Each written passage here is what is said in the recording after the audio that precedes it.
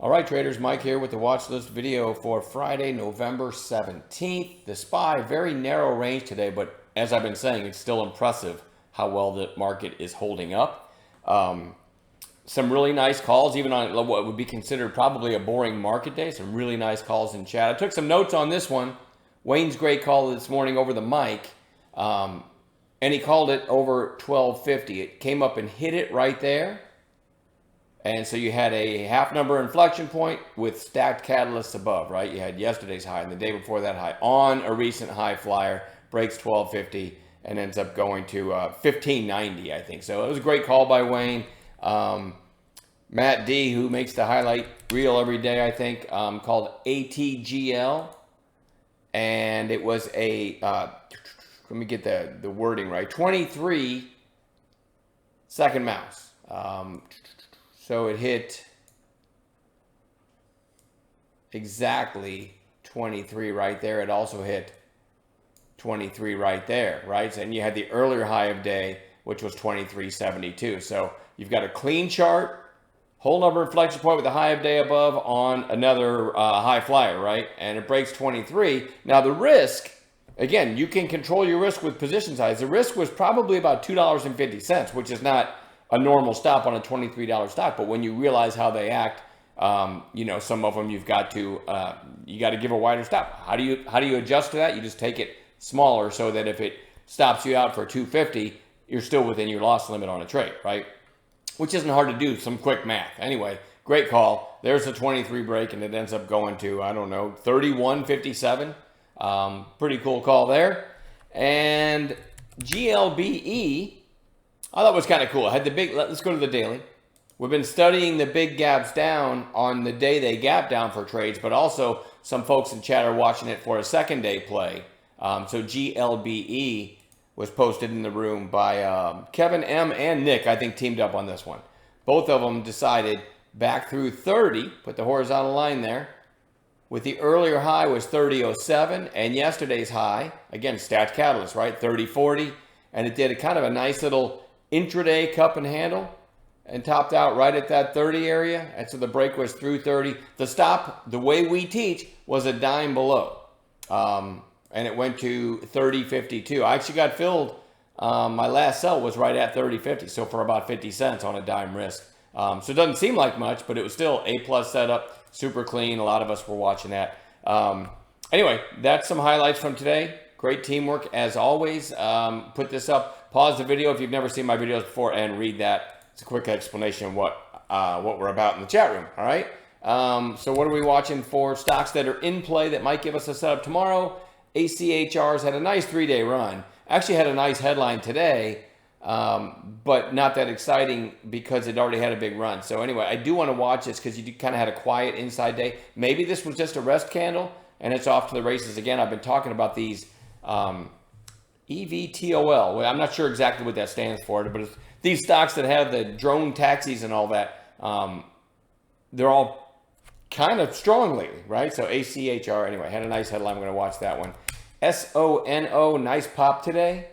We're going to watch that for a follow-through setup. SGD had this crazy move today. Actually, as I'm talking to you, it's at 5:58 in after hours. It actually took out the highs from today in after hours, which is not uncommon. When you have what we call a serial halter, and look at the 5-minute candles, see all these gaps? That means it halted every time you see one of these gaps and then opened. They almost become untradeable, but when after hours hits, the volatility halts don't exist. And so I'll throw this on here, 24 hours. So you see what it did in after hours? It just let loose and absolutely ripped. Anyway, certainly worth keeping an eye on tomorrow. CRMD. I found this to be kind of interesting. Had nice news yesterday, did this pop, and then nasty, right? Let me go to 5-minute candles there. So it did this pop and then rips to new lows. But then going back to the daily, let me get after hours off there now. Going back to the daily, then today a nice recovery, all right? So weird candle yesterday. Makes me a little nervous about this one, but I'm certainly going to watch it for an A+ setup. I like the recovery today. And again, the headline sounded pretty good. SLDB. Just kind of a quiet inside day after yesterday's rip, and you had this high back here. So over this, 308, whatever area, you got breakout territory.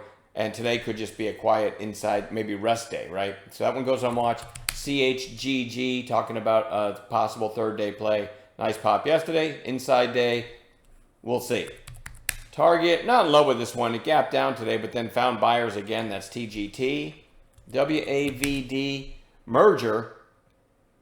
And popped and topped out right around that whole number 3, 298. So maybe over today's high tomorrow. We'll see. Don't love really the merger stuff, but we'll see. ABVC had a big pop back here, but gave it all back sideways for a few weeks. And now today's starting to pop again. Had a nice outing headline.